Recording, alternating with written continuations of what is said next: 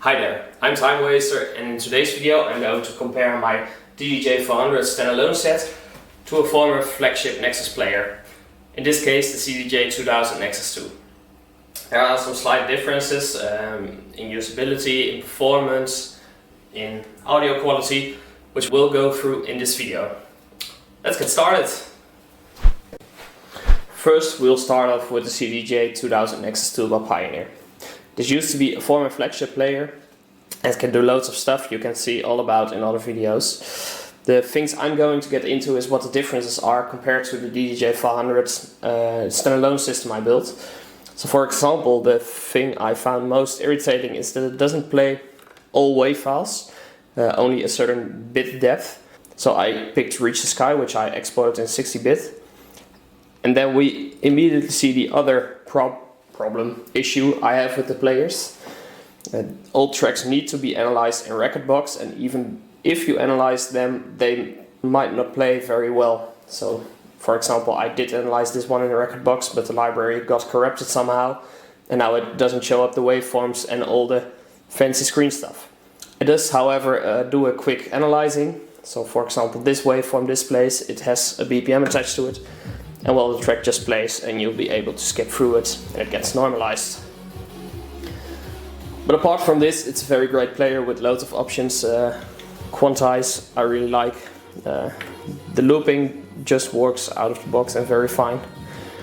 But because it hasn't been analyzed, a lot of the usually handy features are missing. For example, the shortcut buttons to similar tracks and etc. Well, it should work, although the track hasn't been analyzed, I think. And here is the DDJ-400 standalone build I did a while ago in another video. We can load in a track via a clunky way compared to the Pioneer. So we don't exactly like this. But well, it's more of an issue I built into the skin rather than the system couldn't go any better.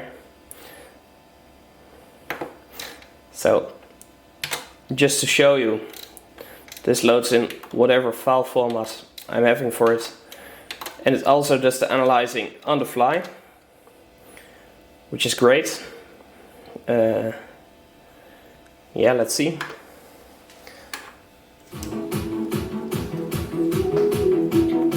It somewhat can do the needle drop and has looping functions as well. Scratching works. It can even do some sampling if you like. So it doesn't matter, it's even more extended to different features compared to the Pioneer CDJ-2000NXS2. Although it's a little less stable. For example, it can have some hiccups and has a lot lower audio quality than you'd be used to by regular Pioneer software, which comes in with the default hardware.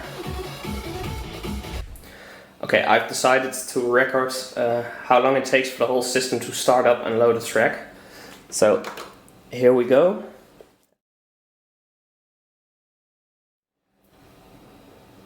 There's the Rekordbox logo. No disk, well, we're on USB, no USB. We're going to select the first track in the library, so I'll probably have to mute it.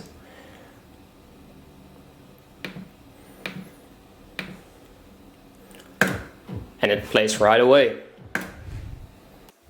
And now we'll do the same for the DDJ-400. So let's get started. Take some time to boot.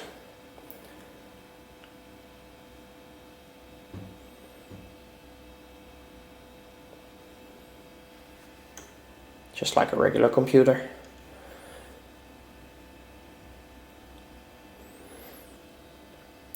And as I didn't have an auto-boot script for mix, here is the software itself. And we have to select a track from the library.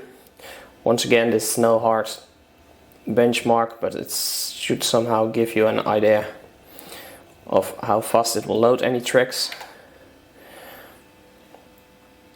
It's still analyzing this one.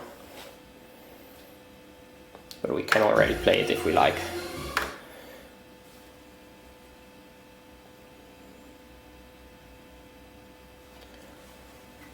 So this extra time analyzing, it gives some more insights about the BPM, the waveforms, and the normalization levels eventually. So you actually want to play it after this, but if you need to be alarmed and go play something if the set falls silent, you can always start playing it right away. And there it is, loaded up completely, about to play again, but a lot better processed.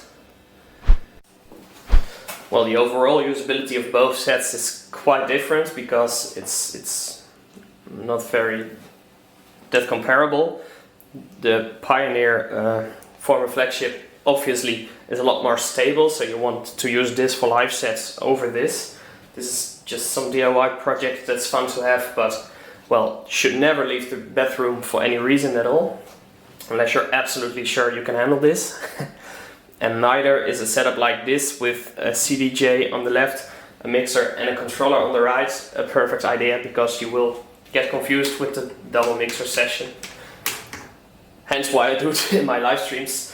But for now, I think there's still a lot that the Pioneer CDJ-2000NXS2 could have done, which this simple DIY project can do, like analyzing tracks on the fly, which is quite a great feature. And I think other brands like Denon also do this at the moment for their flagships. So there it is. Hopefully you've learned a bit or two, and well, if you need any help, be sure to comment or write to me in PM. And if you really like this video, please subscribe, give the video a like, it helps me and grow the channel.